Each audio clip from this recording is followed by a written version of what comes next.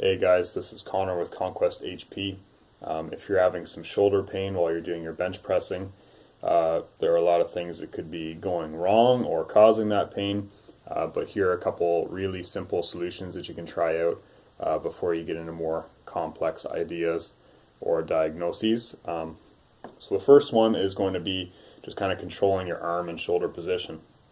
So as you're lowering the bar to your chest, you want to make sure there's some similarity in this angle right here between the upper arm and the rib cage. So if you have one arm that's hiked up a little bit further than the other and the other's pulled down a little bit towards the rib cage a little more, it's not necessarily that this is good and this is bad, or that this is the only safe way to do it and this is dangerous, because those things aren't universally true. But if there's a discrepancy from one side to the other, then it's going to place more strain on one side or on one arm than the other. One side will have a better pressing position than the other, which means that one arm is carrying more weight than the other. So if you have that discrepancy, one shoulder joint is going to experience a lot more stress and strain. So first things first, make sure you can correct that position. Do some slow reps with the light weight and just kind of visually monitor. Try playing around with that balance a little bit. Tuck one in a little bit more, flare it out a little bit more, and do the same on both sides.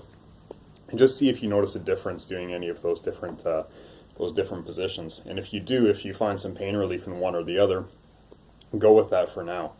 See how it holds up at higher weights, and then just move forward from there. See how you can expand to different angles over time if you stop flaring up that shoulder joint.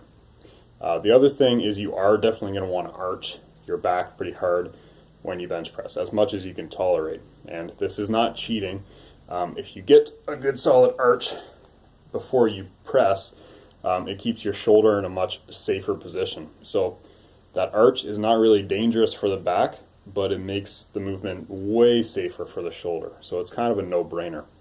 So what you want to do is make sure that when you get into position, you're laying on the bench, grip your bar, pull yourself up, lift your hips.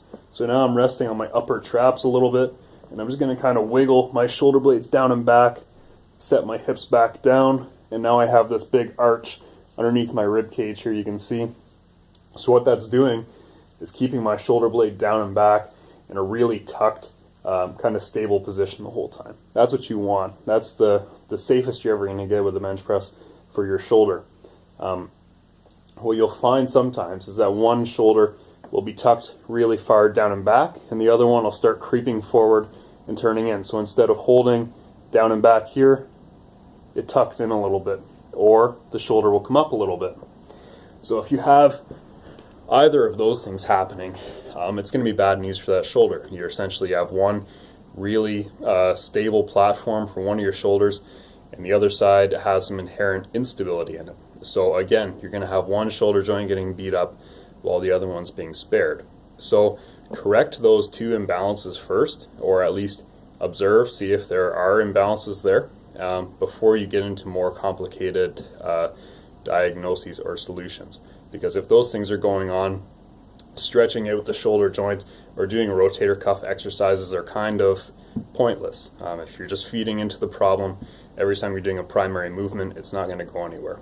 So address these first, let me know how it goes, hit the subscribe button for more like this, and I'll see you guys again soon.